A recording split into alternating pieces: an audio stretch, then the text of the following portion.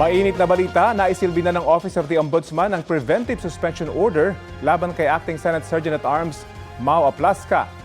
Kaninang umaga, namatang papasok sa Office of the Senate Secretary ang dalawang taga-ombudsman. Tumanggi silang magsalita at kumpirmahin kung ano ang dinala nila roon. Kinumpirma ni Assistant Ombudsman Attorney Miko Clavano na tinanggap na ng Senate Secretariat ang suspension order at ang subpoena para sa CCTV footage kaugnay sa nangyaring pamamaril sa loob ng Senado nitong Miyerkules ng gabi. Una nang sinabi ni Ombudsman Jesus Crispin Remulla na ayaw tanggapin ng Senado ang isinilbi nilang subpoena at suspension order. Pero anya, considered served na yon. Wala pang reaksyon si Aplasca tungkol sa suspension order. Pinangunahan ni Pangulong Bongbong Marcos ang paglulunsad ng Bawat Bayan Makikinabang program sa Makati City ngayong araw. Sa ilalim ng programa, mahigit 13,000 pamilyang taga Makati ang matutulungan.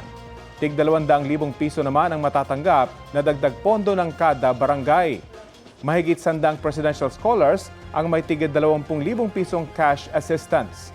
Ayon sa lokal na pamahalaan ng Makati City, malaking tulong ang pondo para mapaganda ang mga serbisyo sa mga taga Makati, pati na rin ang bagong Pilipinas Rice Program ng gobyerno. Nitong Biyernes naman, inilunsad din ang programa sa Tuguegarao, Cagayan. Pinangunahan din ni Pangulong Marcos ang pamimigay ng tig 10 kilong bigas sa mga benepisyaryo.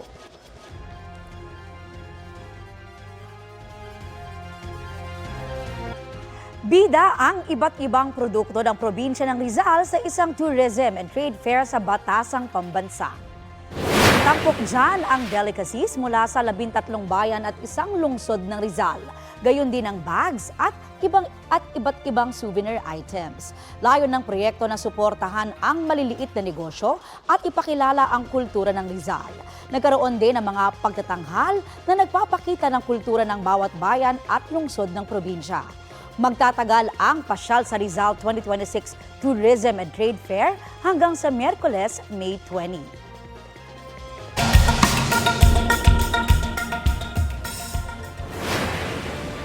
Nakatigil ang bus na yan sa gitan ng Riles habang naka-red light sa intersection sa Bangkok, Thailand. Ilang saglit pa. Dumating ang tren at nasalpok at nakaladkad ang bus. Damay rin ang ilang sasakyan at motorsiklo. Ayon sa Deputy Transport Minister doon, napatigil ang bus sa Riles nang mag-red ang traffic light dahilan para hindi maisara ang barrier sa Riles. Hindi rin agad nakapreno ang tren. 8 sakay ng bus ang nasawi, habang 32 ang sugatan. Nasampahan na ng reklamo ang driver ng tren. Pinag-aaralan ding sampahan ng reklamo ang bus driver na nagpapagaling pa sa ospital.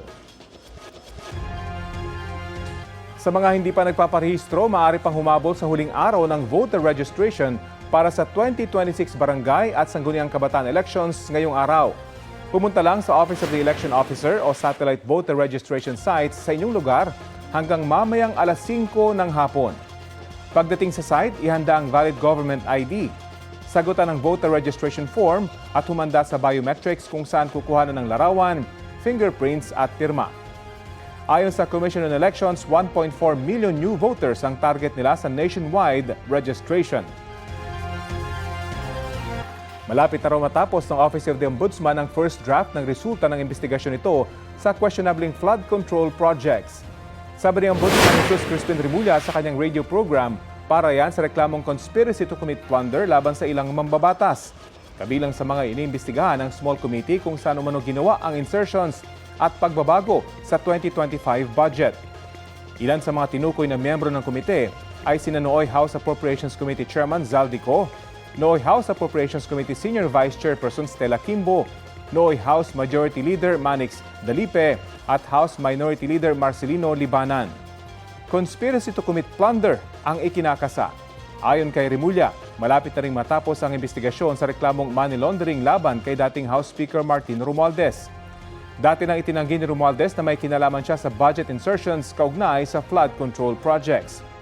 Sinisika pa rin kunin ang pahayag ng iba pang mamabatas na iniimbestigahan ng Ombudsman.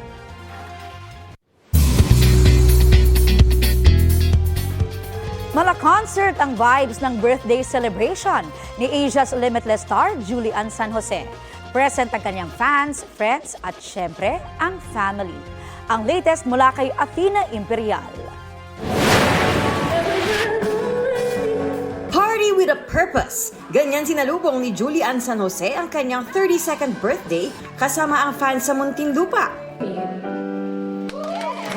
For this year, I've decided to donate some, to the Little Sisters of the Abandoned Elderly.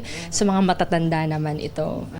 Pinerform ni Julian sa harap ng kanilang pamilya at close friends ang mga kanta, kabilang ang pinakabagong single niyang Kung Ikaw Ay Bibitaw. Kung ikaw ay bibitaw, ako'y mananatili at magmamahal sa'yo. Ako nasa process ako ngayon ng mga pagsusulat at pag-create ng mga songs. Sobrang ito yung parang year na parang ito yung nilalaan ko talaga yung sarili ko para sa creative side. Ngayong nagmamature na siya, nag-i-invest na rin siya sa properties. May mga napag-investan na, may mga nabili na mga properties. So, ayun. Oo. Para sa'yo? Sa sarili? O for the future? Pwede naman. I guess, pwede naman. Pwede naman. For the future. Dumalo at nag-perform ang Sparkle Singers na sina Arabel de la Cruz at John Rex. May message rin ang kanyang boyfriend na si Raver Cruz na nagpakilig hindi lang kay Julian, kundi pati sa audience. Napakabuti kasi talaga ng puso niya, napakabuting tao. Witness naman tayo.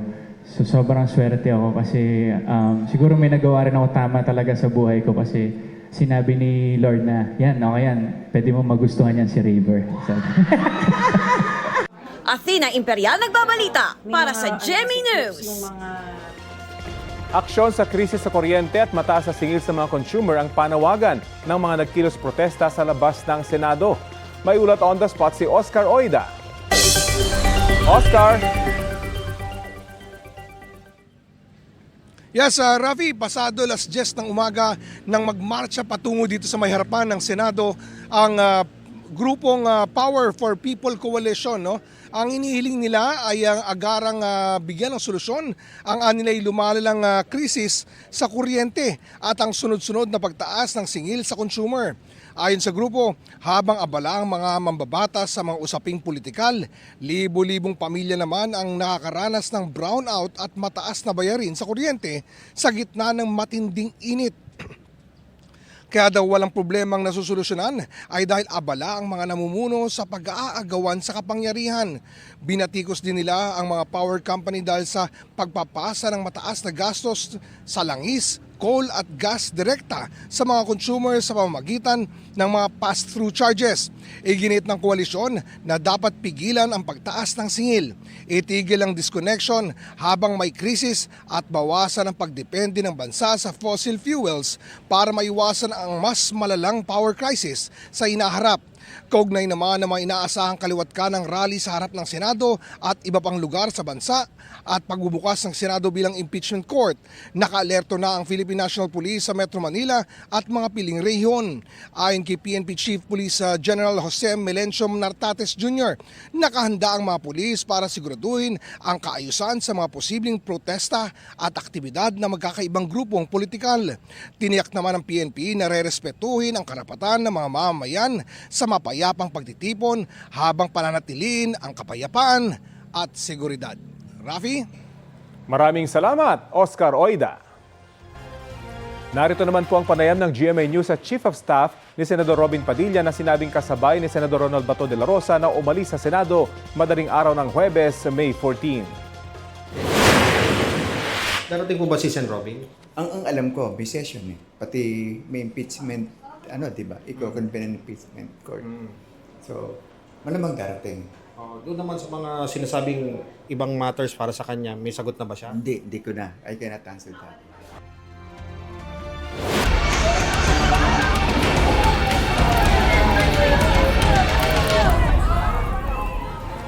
Positibo sa gunshot residue test ang inarestong driver ng National Bureau of Investigation matapos ang gulo roon noong Miyerkules. Kinumpirma yan ng Southern Police District. Indikasyon daw yan na posibleng nagpapatok ng baril ang inarestong si alias Mel Oragon. Hindi raw siya nahulihan ng baril pero may mga nakuha sa kanyang mga bala ng baril. Una nang iginiit ng kanyang abogado at misis na wala siyang kinalaman sa pamamaril sa Senado. Nauna na rin sinabi ni NBI Director Attorney Melvin Matibag na hindi siya empleyado ng ahensya at volunteer lamang na inuutusan ng NBI agents.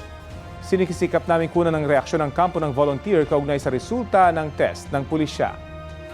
The International Criminal Court is now in session. Rodrigo Roa Duterte.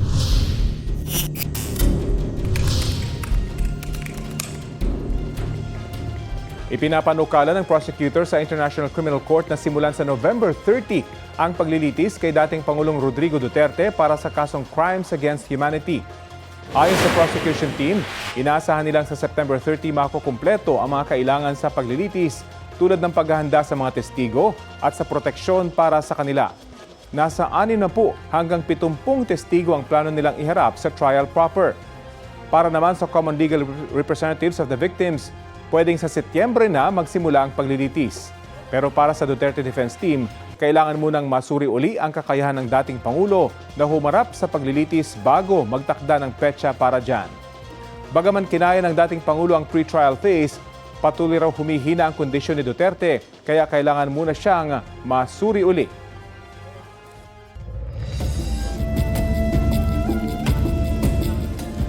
Huli ang pagnanakaw ng isang lalaki sa isang nakaparadang motorsiklo sa Talisay, Negros Occidental. Sa kuha ng CCTV, kita ang lalaki na nakaupo malapit sa mga nakaparadang motorsiklo. Tumayo siya at lumapit sa isang motorsiklo. Nagtago pa siya ng ilang segundo hanggang sa tuluyan ng pinaandar at tinangay ang motorsiklo. Ayon sa biktima, paalis na siya sa trabaho nang malamang ninakaw ang motorsiklo. Hiniram lang din daw niya ito sa kanyang bayaw. Sabi naman ng ilang driver, madalas talagang target ng pagnanakaw ang parking area. Pinaghahanap pa ang suspect.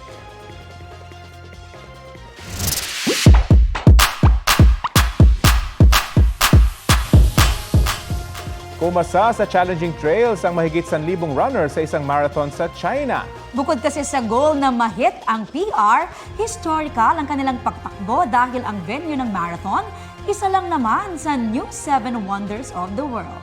Tatakwin mo rin ba ang Great Wall of China? Tampok yan sa taon ng Great Wall Marathon. Bukod sa layo ng finish line, dagdag challenge sa mga runner ang hindi pantay na kalsada, paiba-ibang elevation at matatarik na hagdan. Tinawag nga yan ng mga organizer na pinakamahirap na marathon course. Ang makakarating sa finish line, tiyak na deserve masabitan ng medal. Wow! Kuya, kaya mo yan? Oo, actually, alam mo, binala kong salihan yan eh. At baka salihan ko pa yan one of these days. Mukhang enjoy naman Correct. kasi maganda yung view, di ba? Yes. Doon ka tumatakbo.